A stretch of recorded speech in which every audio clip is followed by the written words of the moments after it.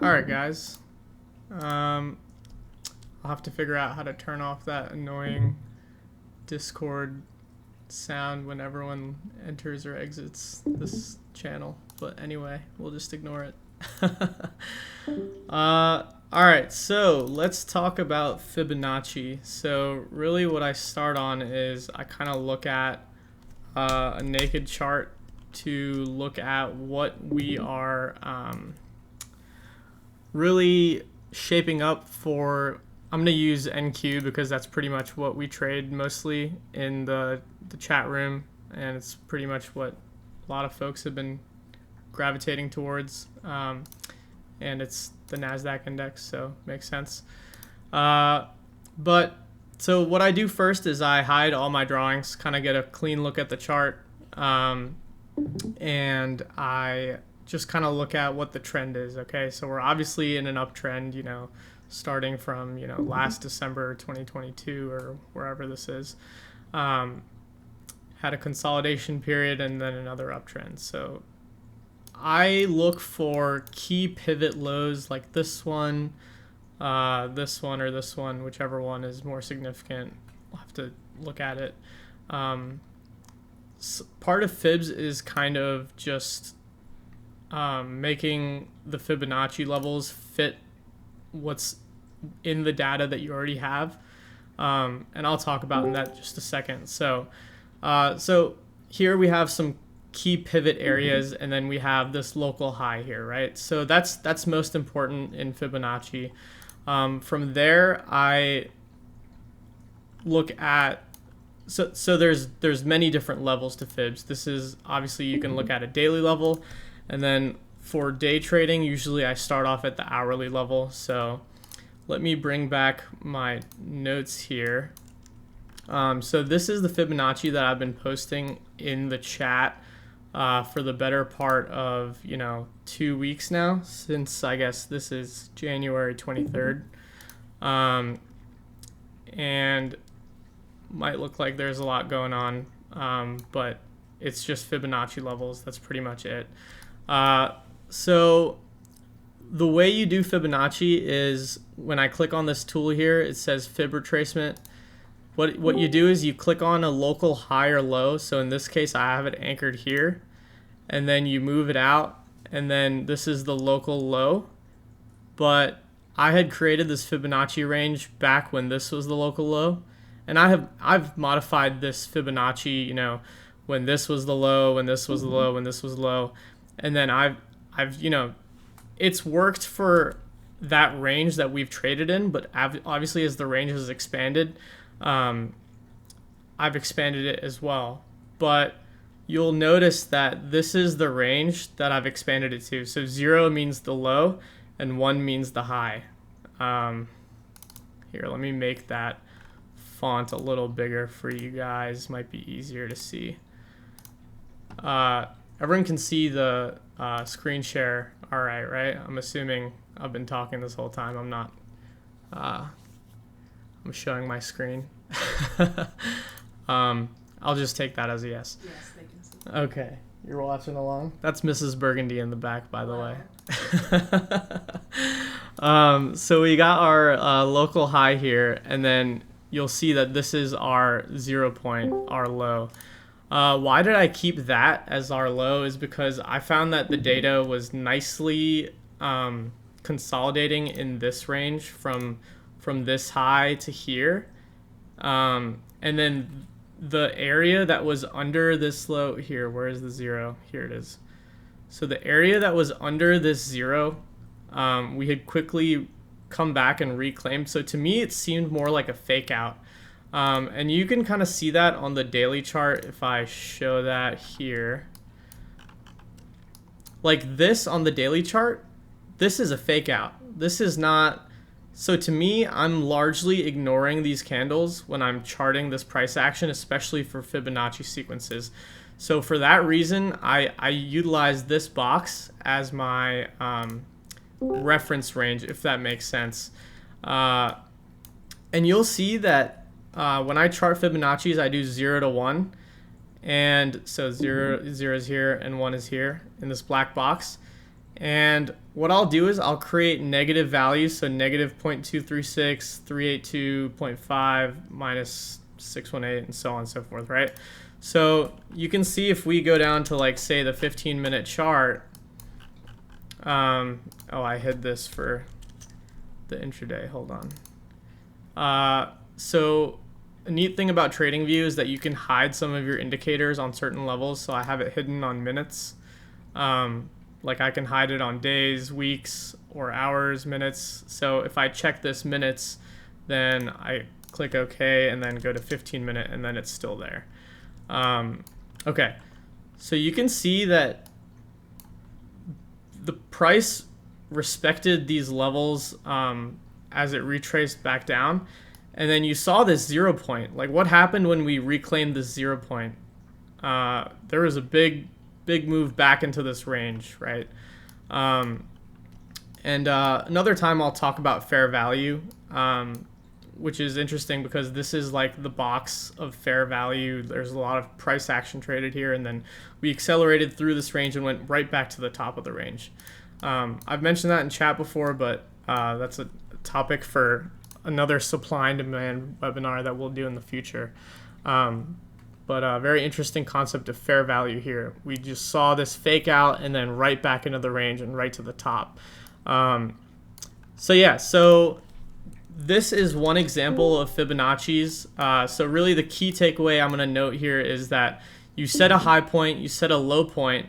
In this case, I kind of played around with it because I noticed there was something special about this region and noticed that this was a fake out. But usually what you do is you pick a local high, you pick a local low, and you have a Fibonacci. So if I want to take it even a step back, let's pull up the S&P 500 chart, go to the daily chart. So if any of you guys follow me on Twitter, I made this call of the low was in after we had retraced to, I have it on my chart here, is the 0.618 retracement level. So actually I have it hidden. Let me bring it back. So here, so this is my high, and then I took it to the low. So this Fibonacci only has two levels on it, which is your 0.618 and your 0.5, along with obviously your 0 and your 1. So what I tweeted was, I think that the low is in because we have crossed past this 0.618. And this was when I really went risk on. So went long in long-term portfolios here.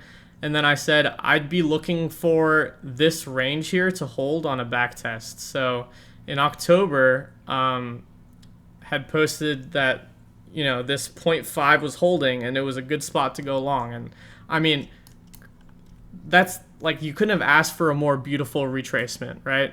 So 618 tried to hold, didn't hold. You can see this was a critical spot in the chart, right?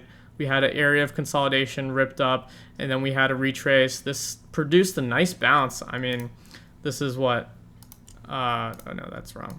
Let's try that again. 3% bounce. I guess it's not that great, but I mean, pretty great trade regardless. But this was the trade that was really the moneymaker. From here to 618 onwards, you know, obviously you get the idea that that's insane. Mrs. Burgundy captured a lot of this, actually all of this, in her IRA, and she refuses to sell. So good job, Mrs. Burgundy, on getting 410 as your cost basis in your IRA for SPY long-term shares. Anyway, so that is like large-scale Fibonacci's. You can see how well it worked out here, and you can see how nicely it respected the levels in previous data. That's what I was kind of talking about. Like, after you have this low, you already have all this data here to compare over, right? So you can see that we respected this level here, came down, respected this level. The 0.5 to 0.618 is generally a very choppy area, as the market kind of wants to figure out what's going on. Are we going up or are we going down? So naturally, you're going to find a lot of noise in this area, which is why you may have heard me also say in intraday Fibonacci between 0.5 and 618, I don't really like to trade that area because you can see it's not so clean. So like here, you had this period of consolidation. What happened right after that, right? You gave up the 0.5 Fibonacci, and then you had a massive sell-off. Like you talk about tradable moves, that's a 12% decline in just a matter of 4 or 5 days. But anyway, puked it up here, same thing. Here you have confluence with the trend line and this Fibonacci. That's one of my favorite setups. Anyway, you get the idea. So let's go back to NASDAQ. That's not the NASDAQ. Here we go. Today's chart wasn't honestly anything worth talking about, but we'll discuss it from a Fibonacci standpoint anyway. So I use my volume bars to help me identify where the day started, because obviously the volume comes in at 8:30 local time for me, which is 9:30 market time, because I'm an hour behind. So I look for the volume bars, and then I see, because obviously futures trade, 5 days a week. I go to my fib retracement, and I find the first hour initial balance. Actually, you know what? We can actually do this bar replay. So 8:30, so you look for the first hour is 9:30 here. So let's go there. So this is what the chart looked like the first hour of the day. And what I'm going to do is I'm going to find the high for the first hour, and I'm going to find the low, which is right there. And just to differentiate, make it a little easier, I'm going to make that a solid line there. So today wasn't really all that interesting. So this is not a great idea, or not a great example, I should say, for intraday fibs. But if we see how the day played out, like we can see we bounced off there, off the 618. So here, let me pause there. So a lot of times on the first test of a fib level after the first hour's range, this is one of the trades out of my playbook, is I'll just set a long limit order if we're obviously above this level here, and just put a bracketed order of +10 and -10, and just leave it. It's a 1-to-1 risk reward, and it works more than 50% of the time. So the expectancy of this trade, if you do the math, simple math, is it's gonna win over the course of time. If you size the trade the same every single time, you have a risk of 10 points here, and you have a loss of 10 points. You're expecting to win more than 50% of the time. It's probably closer to like 70% that it wins. So it's got a 70% win rate, right? If the risk reward is 1-to-1. So that's just easy scalp money. That's not a home run trade for me or anything. That's just income producing trades, right? So that's a scalpable move, and you see it's obviously how many points did we get off of that? That's 43 points off of that 618. So obviously that's one of the tradable moves. You can see its significance there, and then let's see what happens.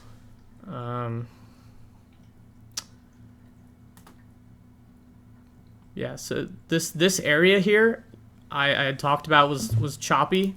So let's just pause there. All this nonsense, like, you wouldn't catch me trading this. But really the general gist of it is, if you're above the 0.5 and 0.618 Fibonacci area, is my lean is bullish for the day. Once you start to get under, my sentiment kind of shifts. And obviously that has to do with the big picture chart as well. And you can be bullish on one time frame and be bearish on another. Matt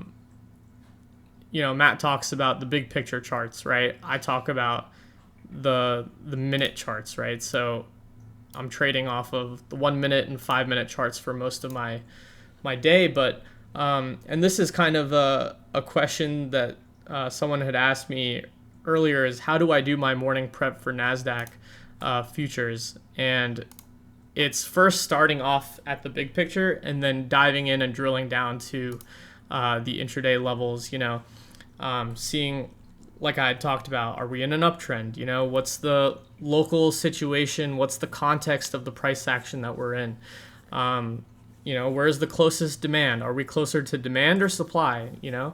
Large time frame demand, big time frame supply, that sort of thing. And I'd really love to just dedicate an entire webinar to that question, especially because I'll talk about supply and demand, because that's such a big portion of how I trade. Anyway, do you guys have any questions on Fibonacci's? I feel like I've covered everything that I want to on Fibs. But if there's any questions, I'd be happy to answer them before we move on to the next thing. I've got Discord open up here. I haven't seen anyone post anything since we started, so I'll find a better example of opening range fibs. Obviously this was a nice bounce here off of 618, which is really the only trade that today's price action was garbage. So I think we only had one trade today, which was literally shorting, what was it, at this level? I can't even remember now. 855 or something. I've already deleted the lines off my charts. Funny enough, this is cleaned up. Oh, was it this level here? I can't even remember. Whatever, doesn't matter. You don't bother drawing multiple fibs on the same chart. You seem to pick the one that fits best.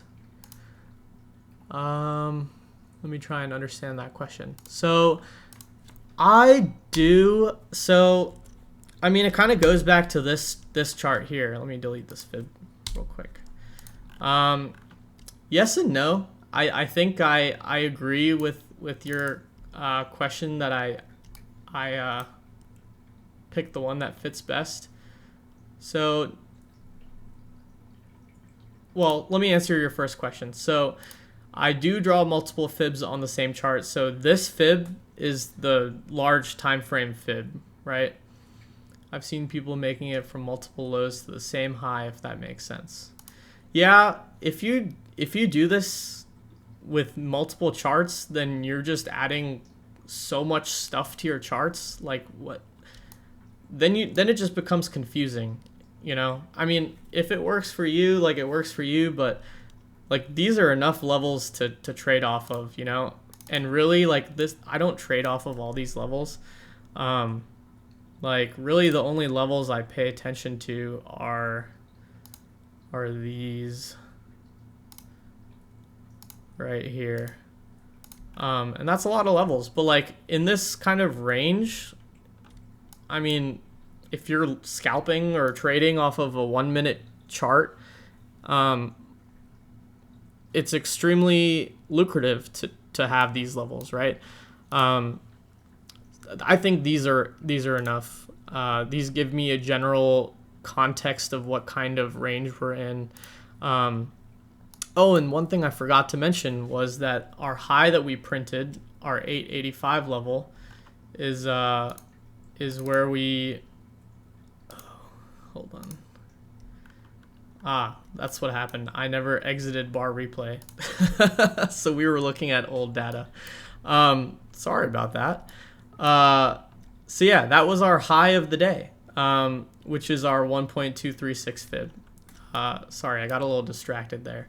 But yeah, so what I do is I find a fib region that works.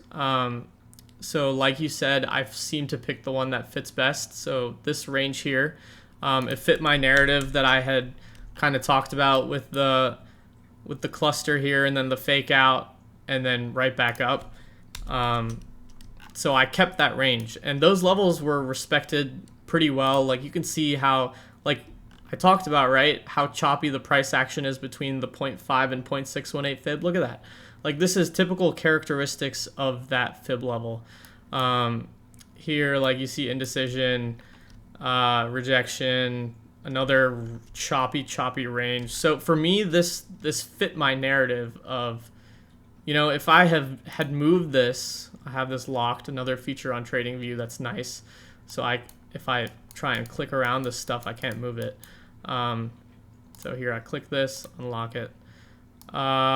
If I had moved this to this local low, I'm sure it would have some significance. Like, it looks similar enough, but I just preferred this look. Play around with it, you know.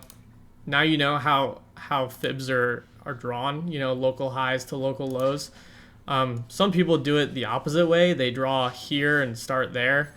Whatever, dude. Like, pick whatever you want.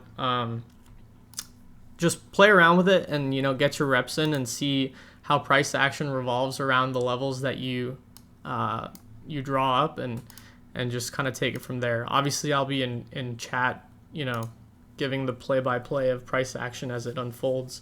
So you can kind of, you know, take note of what I'm doing or do the same thing or whatever, play around with it. But, you know, do your research and don't make trades blindly based on what anyone's doing, especially me. But, yeah, just another strategy to add to your arsenal. I hope that answered your question. If it doesn't, I'd be happy to DM you after this. So let's go to the SMCI trade. Let's do that first, because this was better. Gross. Okay, so just to give the, here, let's do the same thing. To give the context, what day was it? It was January, right? It was down here. Yeah, this was the day. Okay, so this is what the chart looked like.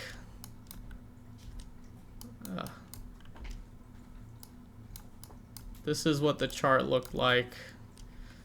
Man, I'm so used to looking at stock charts for the daily. All right. This is what the chart looked like. I think something like, hold on. What did I have drawn up here? I can't even remember what kind of trend lines and shit I had drawn up here. I think this was the trend line that I had. I think it was off the 30-minute though. Yeah, it was this one. Yeah, so we had respected the gray areas, by the way, are the pre-market and after hours.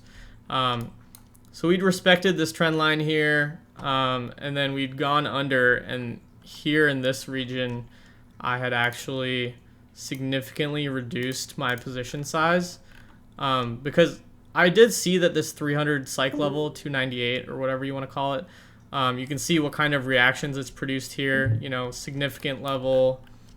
Anytime I see big price action changes around a level, I know it's significant. So that's one thing that I look for when I look for stock levels.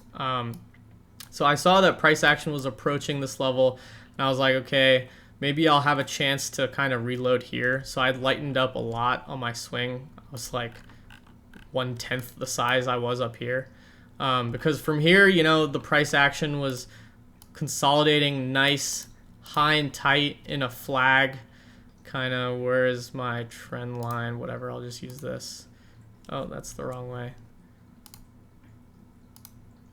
Like, you see, that's a nice flag there. If I make it maybe a 1 hour chart, it'll look nicer maybe. But you can see that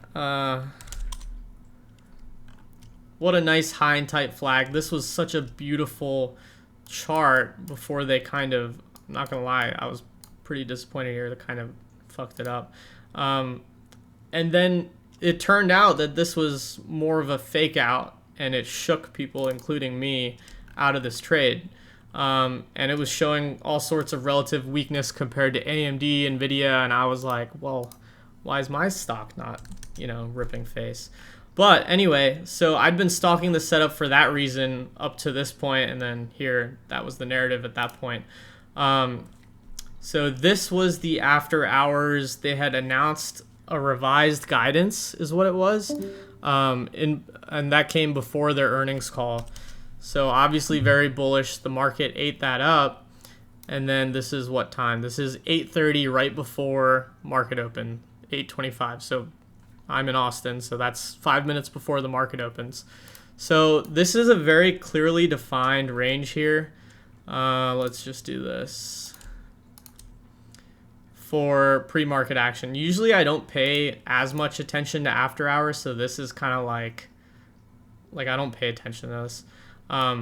The stuff that matters most to me is actually, let's put that there.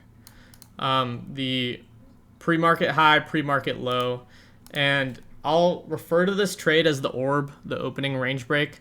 And it's kind of an opening range break, but it's kind of not. A true opening range break is your first 15 or 30 minutes of price action that's being traded and using those levels. So this is kind of a modified version of an orb trade. So let's just go ahead and play out. Okay, already mooned. Sorry. Let's go to the 1 minute chart. Okay, we don't have to rewind. This is good enough.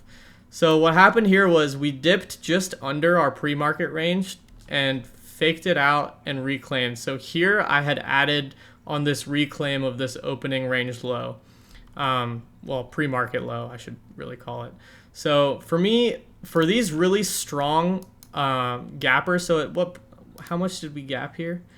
So we had opened up 12% is where we opened on SMCI. So for me, like, this is a very strong move, and Matt talks about this all the time, even with ARM today, and we'll get to ARM in just a second. He talks about, you know, a very well-defined pre-market range or opening range, and then, you know, after a huge gap up, and then a stair step in the chart to join trend and a high day break or something like that, right? So I found this risk level very easily defined, and then we printed that low, and I was like, okay, well, this is a good spot to get long. And I had even scaled contracts in the first minute. I had mentioned in the chat that I was taking a starter position. So my starter I took like probably somewhere around this area, you know, before we broke this low. But this all happened in like 2 minutes. Like, we broke the low and then immediately snapped back. And so I actually added a few more contracts after we reclaimed that because I thought that was a fake out. And then I said, I'm going to add on this pre-market high break. So that came, you know, another 2 minutes later. This trade happened pretty fast. And so that's where I bought. It's literally as simple as that. This was my defined range, pre-market high, pre-market low, scaled in here, and then scaled more here. I don't think we ever backtested this. I mean, this could, I guess, be considered some sort of backtest here. But the stock was so damn strong that we never even backtested to the tick. Like, this is $3 above this level. So I never got a chance to load more. But, you know, I had 2 loads or 3 loads here, 1, 2, and 3. But this was really my confirmation. Like, I'll add most of my size here. Matt adds most of his size, I think. I don't know where he does it for his opening trades like this. But usually what he does is he adds before the break and then adds on the back test. But Matt's going to do a webinar soon. I'll have him talk about it. And, you know, like my dad says, there's many ways to skin a cat. I don't know why that's a saying, but it is. But that's the chart, and there was no looking back. I mean, that was a crazy day. Let's see.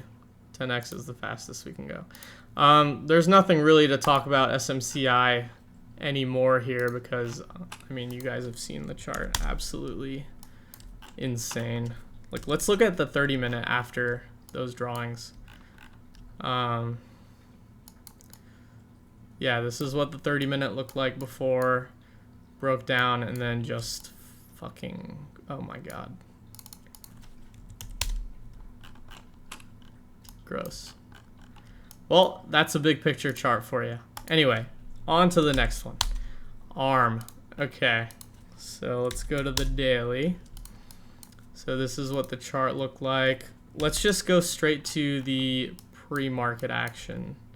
So first things first. So this one had a more noticeable after hours. So I'll actually draw this, but you'll see how I draw this. So I'll draw the high here. So this is obviously earnings, but so the after hours does matter. And it kind of just depends, honestly. So this is obviously a very key level, and it's close to 100. And then where is our low? We'll just use that. So you see price kind of respected this range. And you know what? I'll even put this range on here because it is significant. And it's right at 100. Look at that. Yeah, that's the range I traded today. I actually used this as a secondary level. So the first level I really paid attention to was under this yellow line. Let's make this a little fatter.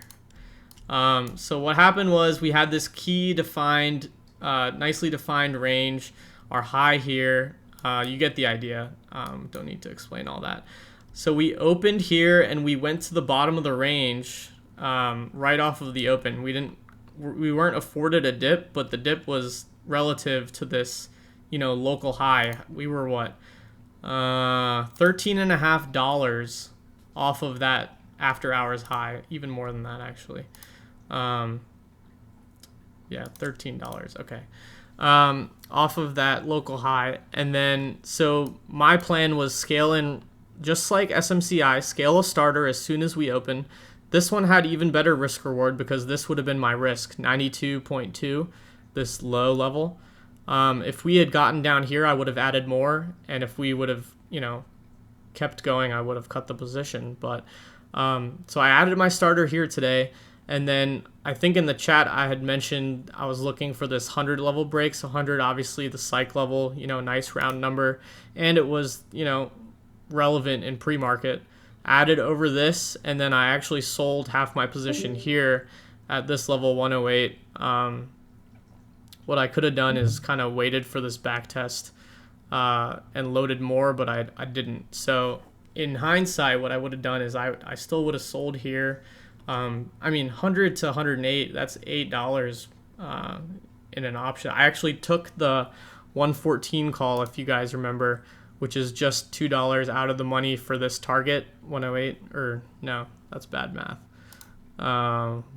Whatever, I'd pick that number for some reason. But that was my target for this move. I think I'd used fibs. What was it? How did I get that number?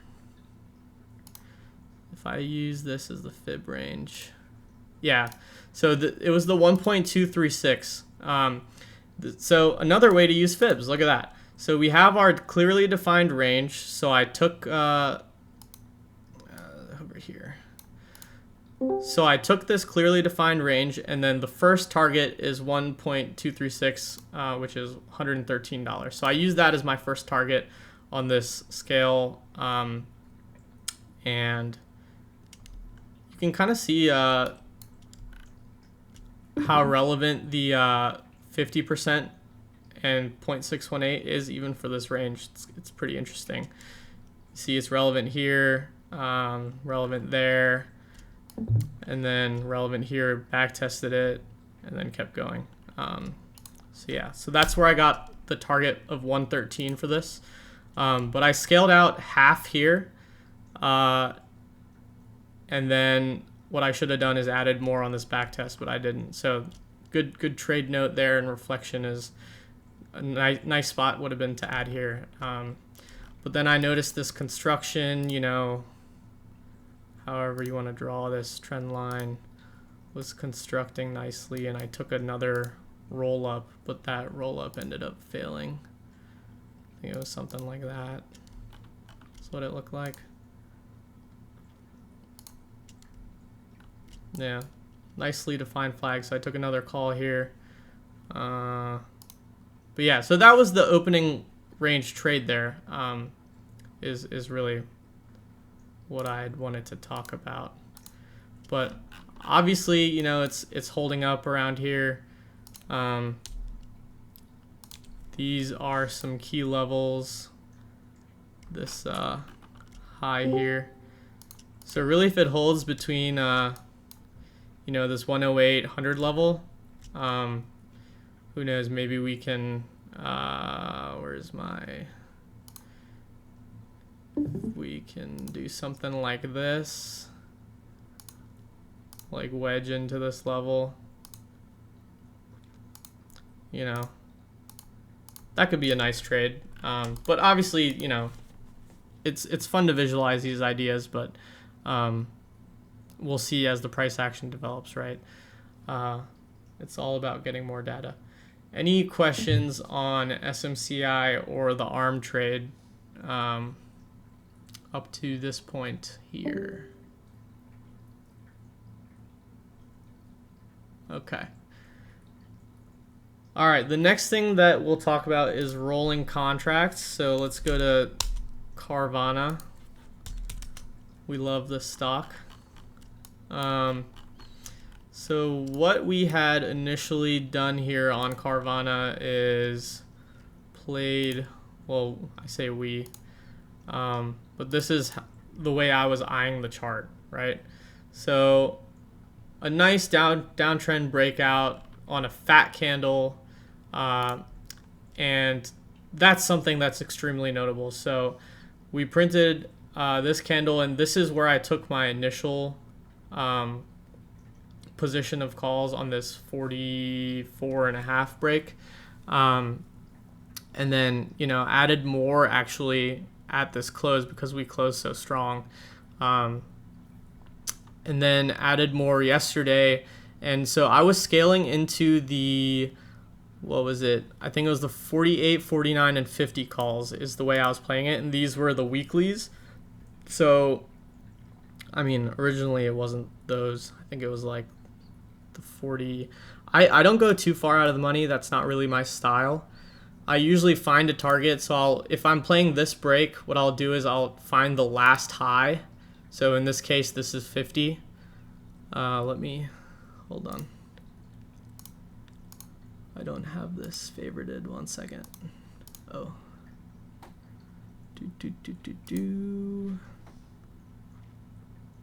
Annotation. Call out. Price label. Here we go. Let's add that to my favorites. So this is the $50 level. So this is kind of what my price target was for this initial move. So on this trendline break, I was looking at 50 as my price target. What I'll do is I'll find calls that are just under 50. So I want those calls to go in the money. So I was trading the 48 calls. That's right. So I had taken just not a complex multi-layered approach to this. I'd taken just the 48 calls on this break. And then we closed strong. I took the 49 and the 50 calls and actually kept my size in the 48 calls because I had trimmed nothing here. And then added more on this doji candle. I was visualizing that, you know, rally kind of formation. So this is now, we can even call this our daily demand. 1 day, we're already right at the top. Okay, so this is our daily demand now. We got a nice move, paused here, and a nice move away. So I'm not saying this move is over, but if we were to retrace, I'd be looking at this area or even this 50 level in future sessions to hold. But yeah, so what I do is I took the 48, 49, and 50 calls, and then what I did was today, I had taken profits today. I sold the 48 calls first because they were $2 in the money here at 50, I believe, is where I sold them. I'll have to go back and look at the chart. But basically, my general rule of thumb is once the contract is $1 into the money, I'll roll that contract. But the way I do it is I usually sell the contract into a rip. So let's just go to the intraday chart.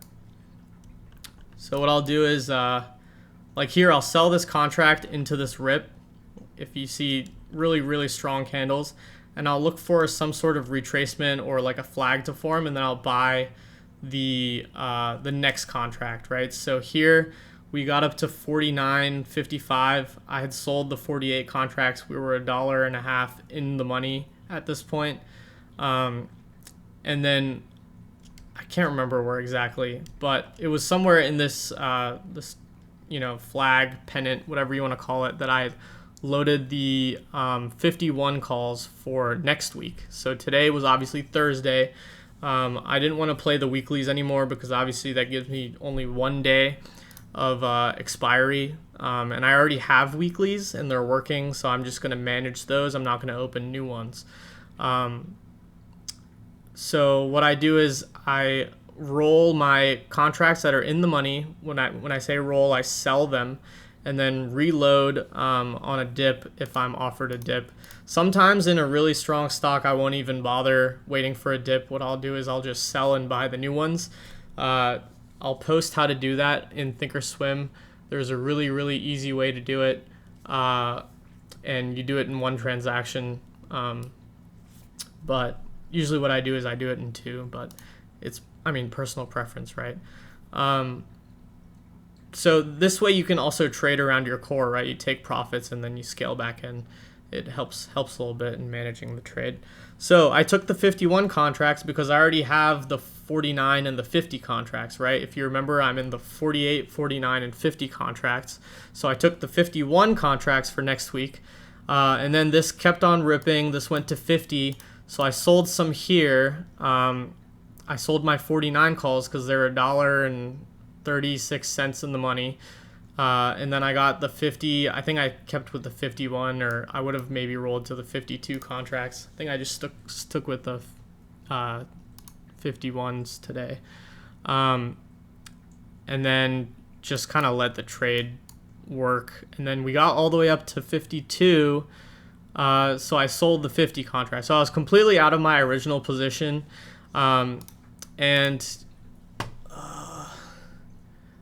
I'll post something in the chat afterwards to explain. So here, let me see. I have Thinkorswim opened up in another window. So we can use a hypothetical scenario here. Unfortunately, you guys can't see Thinkorswim because I'm sharing only my Google Chrome window. But so if I was to sell the 50 calls, they're trading currently, the weekly calls are trading for $2.50, or $2.39 is where we closed on with the 50 calls. And if I wanted to roll them to the 51 or the 52, and keep in mind that we're buying more time, well, the 52 is in the money now. So that's, hold on. We closed at 52.5. So if I wanted to roll to, say, the 53 call, those are trading at, they don't have 53 calls. So I'd be looking at maybe the 55 calls. Those closed at $1.77. So if you do the math, 50 call is trading at $2.39, and next week you're buying more time to stay in the trade, and you're just going slightly out further to the next options contract in the chain. You're taking home, call it $150 per options contract by just rolling the trade. You're keeping pretty much the same exposure by staying in the trade. So if I have 10 contracts of the weekly 50 calls and then I roll them to, I can roll, it depends, right? So I can cut half my size and buy only 5 contracts of next week's calls, or I can keep the same size and I'm still taking money out of the trade, right? So it's about $1.50 difference between the two contracts in price, and it's allowing me to stay in a trade for another week and still take home money, right? That's the big thing, is you get to take profits while remaining in the trade. That's the beauty of rolling your options. So I guess, is that clear? Does that concept make sense? I'm gonna take that as a yes if there's no questions in the chat. Oh, hey TJ, nice to see you, buddy. Okay, I see JVS posting charts. Nice. And okay, so the next thing on our agenda was how I do my morning prep for NASDAQ. I'll honestly just devote an entire webinar to that and cover supply and demand and some TradingView charting. So let's just skip to the conclusion. The recording is still working, which is a win. We're at 45 minutes, so I'll probably wrap this up here. But I'll open the floor to any questions. Any questions for Fibonacci's opening ranges or rolling contracts? If not, I will do future webinars on supply and demand, trading view charting, and since I fumbled the bag on doing the futures overview and Apex funding, I'll do another webinar on that exclusively. I was going to do that at the end here. I had all my tabs open, but yeah, this call's already 45 minutes long, so I'm going to call it here, folks. So if there's no questions, I hope you guys have a great evening. I look forward to seeing you guys in the chat and applying some of these new techniques that we talked about today. Cool, guys. See you tomorrow.